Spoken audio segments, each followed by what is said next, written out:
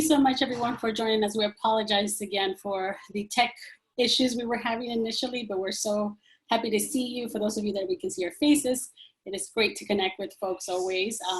So today, really kind of the focus is to go over the Economic Resiliency Task Force and really kind of provide some of that history for you to kind of know what this is, how it kind of came about, and then really go into more of a discussion with you around, whether these recommendations make sense for SELA, right? So for us, I'm Dr. Wilma Franco. I'm the executive director of the SELA Collaborative. So for us, this really falls within that nonprofit capacity strategy that we came together as a collective to really work on for SELA, right? So ensuring that our SELA nonprofits are at the table, that they can have a say into some of these pieces that really impact our community, and that we can really work together to ensure that SELA has the resources that it needs. So Erin, if you want to go to the next slide. So today we'll go over what is the LA County's Economic Resiliency Task Force, the Philanthropy Nonprofit Sector Work Group, which Regina leads and we as the SELA Collaborative are part of. And then we'll go over the recommendations that have been identified, and then we'll move into discussion and then just kind of wrap up next steps. So what is the Economic Resiliency Task Force? So back in April 28, 2020, the Board of Supervisors actually established the LA County Economic Resiliency Task Force. So this was really to leverage public-private partnerships to improve the economy, create jobs, and return to full employment. This was as a result to COVID. So the Board of Supervisors felt that this was something that was important to create and to really begin to think about what does recovery look like for this many different sectors, right? So the task for the task force was essentially to develop actionable recommendations based on the best practices for a phased recovery for the county's economy. And from there, Erin, if you want to go to the next one. There were actually 13 sector work groups that were created. And then so we provided the list of all the work groups and who was leading each of the work groups. We were asked to join as a SELA Collaborative, Regina, which CNM, to work with the Nonprofit and Philanthropy Working Group. So can you go to the next slide? So the working group, actually, we began to meet at the end of May 2020, and we had essentially 3 weeks to develop recommendations. So this was a very fast process. We were meeting once a week, very, very fast to try to identify like, what does this look like, right? Based on our experience, but also what we knew and what we had heard from our nonprofit. For the SELA Collaborative, we had completed a nonprofit needs assessment. So I think we had additional information as far as what SELA's nonprofit sector needed moving forward, right? So if we can go to the next slide. This is just a overview of the working group members, and it included both nonprofit leaders as well as philanthropy. And then I'll hand it over to Regina to go over this piece. Hi. Well, thank you, Wilma, and it's great to see you guys. So part of our goal of the working group was really to remind the supervisors, unlike some of the people in the task force, some of those industries had been off work. Our sector never stopped working. And so this unique partnership and the role that we have with the county was a little different than some of my colleagues on the task force. But we also, as a working group, wanted to kind of set the tone that said that, sort of what is the role that we play? And so the nonprofits in LA County serve 31% of the state's poor. But one of my favorite data points, just because we should know this, is that 2/3 of the budget for social services stays above the Tehachapi's. So if you're a nonprofit working in Oakland, you're getting more money per person to work on poverty issues. Not okay, we got to work on that. But in the meantime, just so you all know, and I'm sure, through the collaborative that you are all a part of, the nonprofit sector in LA County is a workforce. We have 10,000 nonprofit organizations and 1 in 7 jobs. So the service providers that are serving a lot of those communities that the supervisors are focused on right now. Now, throughout this whole window, um, three things were happening pretty quickly, as you can imagine. First, it was COVID and how to work safely and return to work safely. Second, it was the economic downturn that happened so quickly. And then there was the uprising. So we had the role of trying to talk to the supervisors about what we were seeing in the community, but the changes that we needed to make in our sector to improve our impact and reach. So let's go to the next slide. So with that in mind, it was an opportunity to talk about just the scope and scale of the problem and how quickly kind of essential needs rose to the top. Lots of organizations telling us they were moving beyond their mission. But just that tension between, you know, a 400% uptick in need and how nonprofits were trying to respond. Philanthropy simultaneously had similar issues, which is how do we respond so quickly to this growing need? And they collectively invested over $100 million that they brought together in less than 60 days, really in this sort of rapid response, hunger focus. So what we saw on the nonprofit side that we were trying to remind our supervisors is that some of the things that were happening in the nonprofit sector were some tough choices as fee-for-service dropped, as people were moving home, that some services just had to close, that people were looking at spending reserves, furloughing staff. 20% of the organizations that we polled at the time said that they were preparing to close. And many of you, when we polled, said that they weren't sure how long it was going to take to get back to normal. At the time, we still thought that was a possibility. But what we also, the more the group talked, the more we really landed in a space about, you know, some of the things that were happening just really had been going on all along, but it just showed itself because of COVID-19. That all those data points that we've talked about for a while now, you know, Black and brown communities, immigrant communities, people that were more vulnerable to COVID, to hourly wages, to renters that could be evicted, just this perfect storm had emerged. So a couple of things that have come up, which is barriers to our nonprofit sector recovering. And so returning to the workplace safely is complicated, right? Depending on who you serve, and it's expensive. We didn't budget for protective equipment, and it's hard to procure. Nonprofits that were working on inequities were already dealing with low-wage jobs, some of that, the vulnerability that we talked about a minute ago. But just to sort of highlight, some of this is post-COVID, but some of this has been going on a long time.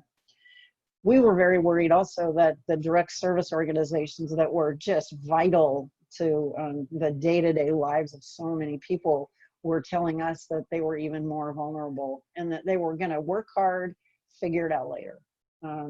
But that also many services couldn't be provided remotely, or depending on the clients that you serve, you know, they weren't able to follow the social distancing and safety protocols, didn't have equipment. It's just not realistic. So some of the challenges that we really felt were unique to our sector compared to other industries. So back to you, Wilma. Yeah, thank you, Regina. And I think one of the things that we wanted to highlight, right, for us, you know, we look at the Cella nonprofit sector, right? And one of the things that we knew early on and have heard through all of our partners and those of you that have also joined here today was that need to be aware of moving pieces that sometimes happen without most of the time our awareness, right? And then so for us, this really kind of felt in that, how do we help our colleagues in Cella be aware of this piece, right? And what's taking place through this economic recovery task force, but also keeping in mind what we already know from our nonprofit sector. So back in 2019, we completed our nonprofit needs assessment, which was a landscape analysis. And one of the things that we learned through that work was that in SELA, there's about 96 organizations that are considered service providers in a region that's close to 500,000 residents, right? With a lot of need. We also knew that the majority of those organizations are very small organizations that just considering, the insurance requirement for county contracts, it puts them out of the run, right? And then so these are things that we heard from our colleagues in SELA. The other piece was that even prior to COVID, SELA nonprofits identified insufficient resources to meet demand as one of the top challenges in SELA. So as we think about what does this mean for SELA moving forward and our nonprofits, how do we make sure that we get the resources that SELA needs to really meet the needs of community, right? And then the last piece was, the fact that our nonprofit sector identified the top three strengths included community engagement, bilingual, bicultural staff, and our ability to adapt, right? And part of that was that notion of, because we're trusted messengers in the community, how can we best work together to ensure that not only do we get the resources that we need, but that we're really working with those organizations that understand the region and that can really help identify how to best serve our SELA community. You want to move to the next one? So the recommendations that came from these conversations with the working group were really kind of broken down into these 5 buckets, right? The first one was the COVID PPE procurement. So that was really that understanding that, as we think about reopening and nonprofits, opening their organizations, not having had, the right PPE or not having the funds to actually purchase, how can the county support in that process, right? The other piece that we heard time and time again, and I think this is something that has consistently been a challenge, has been that contracting and reimbursement with the county, right? With contracting, it's, conversations around, the process itself is such a massive process that oftentimes our communities don't necessarily understand or is not, knowledge that it's easily accessible. And then even things like the insurance requirement, right? Like not all of us know what that is. And that puts us out of the run, but also, for smaller organizations that don't have large cash flow, it would mean that they would not be able to secure that insurance policies, right? And then in terms of reimbursement, there was, consistent conversations about, contracting with the county. Oftentimes, that reimbursement timeframe can take anywhere between 3 to 6 months, which again, when there's smaller organizations that don't have that cash flow, what does that mean in terms of that piece, right, of being able to provide the services? But also there were conversations around how do we ensure that nonprofits are reimbursed for the overhead costs, right, at 30%, which is similar to the business sector. And then so what does that look like if we were to kind of, have those discussions, right? The other piece was about better coordination between county departments. So there was, conversations that were raised about, oftentimes departments working in silos and organizations having multiple contracts or multiple relationships, but never really seeing that coordination amongst those departments. The other piece that was raised was around this creating resiliency hubs, and that was with the goal of how do we make sure that there's hubs in regions or in districts that really help bring resources, but also raise awareness and help kind of identify where the need is in those communities, right? And then the last piece was really incentivizing partnerships. What does that look like? Especially when we think about, oftentimes it's the larger organizations that have the county contracts. So how can those organizations work with smaller groups, right, or smaller organizations? But how do we make sure that that's something that really kind of encourages collaboration and coordination across, different nonprofit groups? You want to go to the next one? And the last piece we wanted to just highlight was that because we have been in conversations and working with Philanthropy in this working group, Philanthropy also put a letter of support that they sent to the county supervisors that really highlighted their commitment and their support of the recommendations that were identified. and really looking at, how can the county restructure their contracting process for nonprofits, to really kind of acknowledge that we're key partners in really serving the community, but also in terms of our contribution to the workforce, right? And then the last pieces here were, continuing to develop partnerships between public, nonprofit, corporate, and philanthropy sector as something that could help, increase and improve coordination in alignment of resources. And then, their support for also ensuring that, support safe service delivery in communities, right? So that PPE procurement process to ensure that we have what we need to support our community. So I'll hand it over to Aaron for this piece. Cool, we're going to do 2 quick polls. Launching the first poll now, so you should see a little pop-up. Want to get a sense of who currently has a contract with the county and who doesn't. So give you a second to answer that. Bloop, bloop, bloop, bloop, bloop, bloop, bloop. The votes are coming in. Give it a few more seconds. We're at about 60%.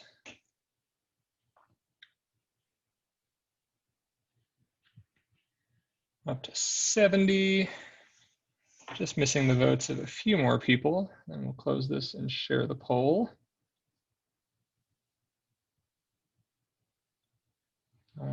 All right, we're just about at 75% or so, 76. I think that's what we're going to get. So I'm going to end this and share the results. So it looks like the majority of people do not currently have contracts with the county. 26% do, and about 74% do not. So from that, let's move on to our second question then on recommendations. So in general, do these feel like the right recommendations? Yes or no? And if no, we would love to hear in the chat anything that we missed, any ideas that should be included.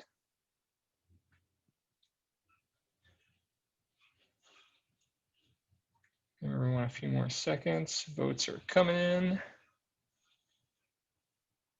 And if you're voting no, we'd really love to hear from you in the chat. And we'll also have breakout sections shortly where we can get a bit more into detail on your feedback, which we would love to hear. All right, just a few more seconds. We're at about 65%.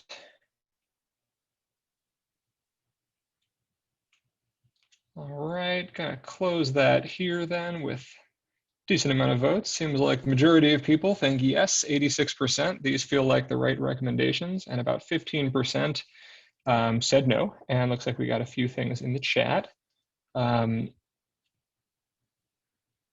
Let's see, Roberto asked, is the county allocating funds to support capacity building of nonprofits? That is a great question. Cool, so I'm gonna close the poll now then, and we'll set up our breakout activities. So you wanna kick that off, Wilma? Yes, sure. So as we think about just engaging our colleagues here in the call, right, one of the things that we wanted to hear, right, was, for those, that answered yes, you do have a current county contract, how can the county be more supportive of the work, right, in your organization? And for those that do not have a county contract, which is since we have the majority of, what can the county do to be a better partner to you, right? And I think part of this is also just kind of helping us understand, as we continue to engage in these conversations, like what does SELA need to ensure that we can get those resources and the support that our nonprofit sector needs and our community needs to meet, to be able to recover from COVID, right?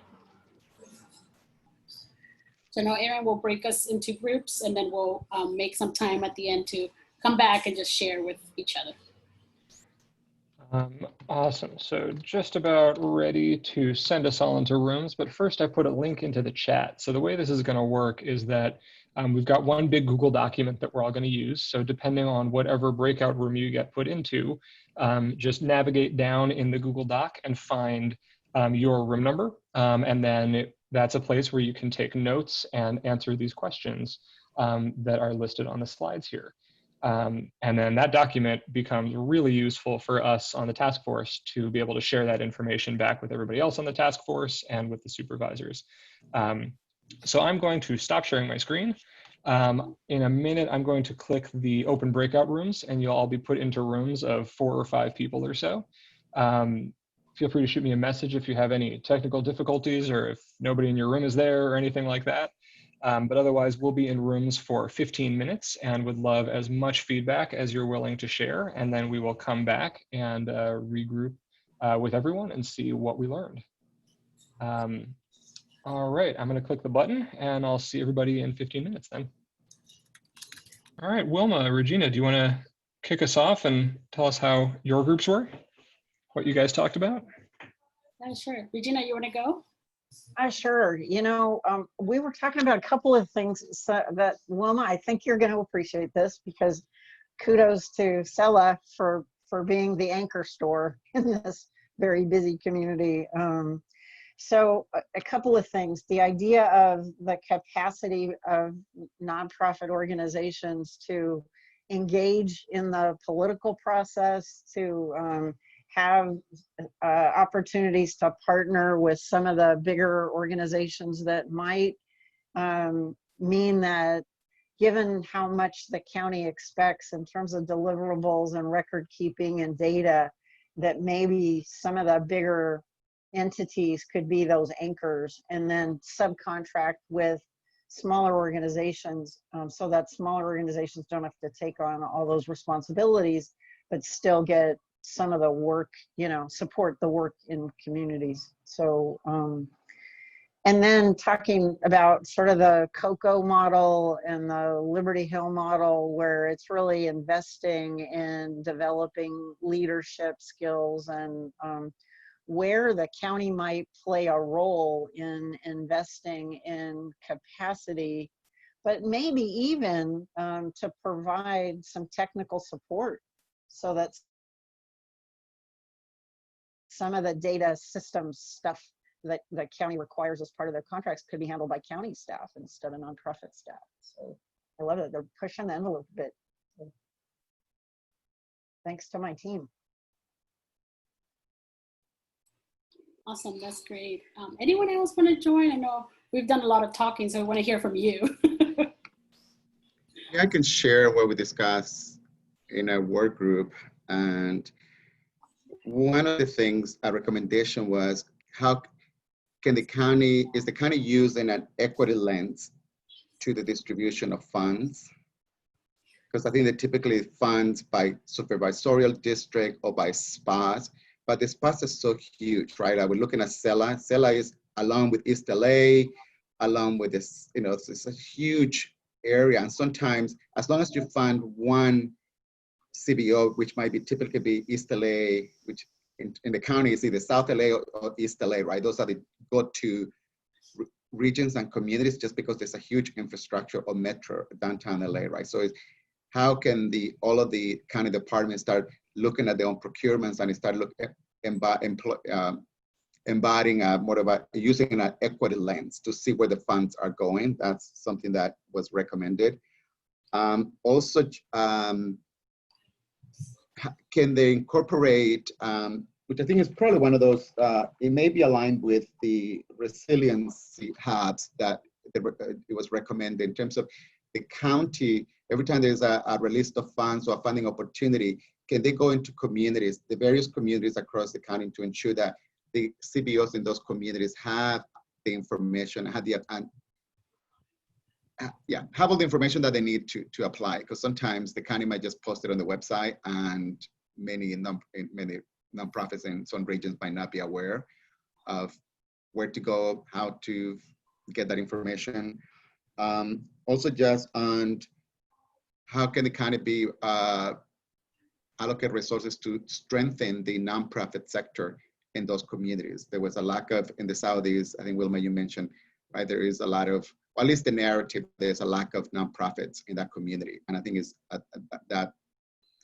been validated in a group that, oh, there's not a lot of nonprofits. So sometimes we want to share information, but that infrastructure is not in place. So what can the county do to strengthen that infrastructure in the Southeast?